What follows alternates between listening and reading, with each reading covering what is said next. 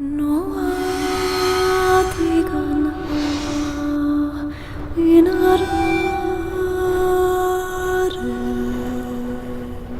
bien, j'ai eu l'occasion déjà de dire que ces rencontres de la Cinémathèque, c'était en somme une longue déclaration d'amour à la montagne et une déclaration d'amour qui se redit tous les ans, et cela depuis 9 ans.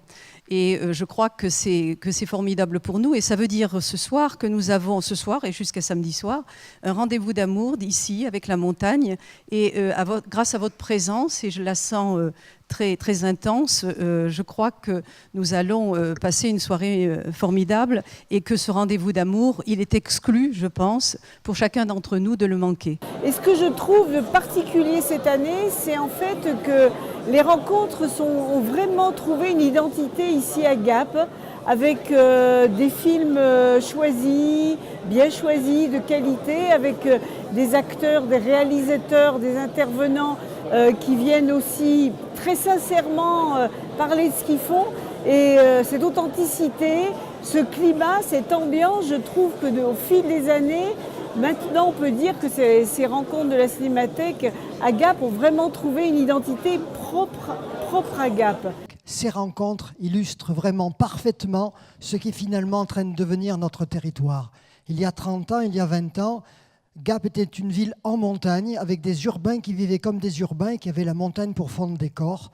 Aujourd'hui, de plus en plus, nous vivons de la montagne, nous vivons avec la montagne, nous sommes en écho avec la montagne. Il suffit de monter sur les hauteurs de Gap, de monter à Charance, de monter à Chaillol, de monter à Piolit, de monter à Séuse, pour voir tous ces gens de tout niveau physique, de toutes conditions qui sont là. Et c'est aussi grâce à cette promotion, valorisation que vous faites au niveau de la Cinémathèque et des rencontres. Et vraiment, vraiment, vous apprenez à vivre la montagne, c'est ce qu'on va voir ce soir. Vous ne montrez pas que des images où on fait du sport en montagne, mais on vit en écho avec la montagne. Alors bravo, continuez, et la région sera toujours avec vous. C'est extraordinaire, c'est vrai quand on voit la passion des personnes qui ont accumulé toutes ces images de montagne, et bien finalement c'est quelque chose qui, je pense, fait partie à la fois de notre histoire, notre patrimoine et de notre cœur. Nous les montagnards, on aime se repérer toujours par rapport à des sommets.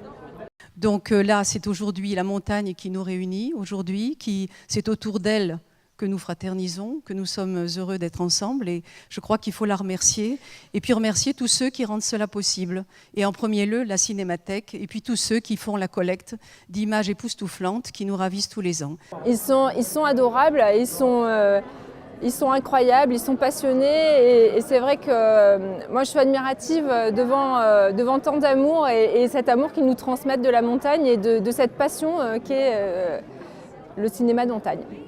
Il est véritablement important de conserver des œuvres parce qu'aujourd'hui, ce patrimoine il est le fruit du travail d'alpinistes, de grands témoins qui aujourd'hui ont existé mais qui sont appelés à disparaître.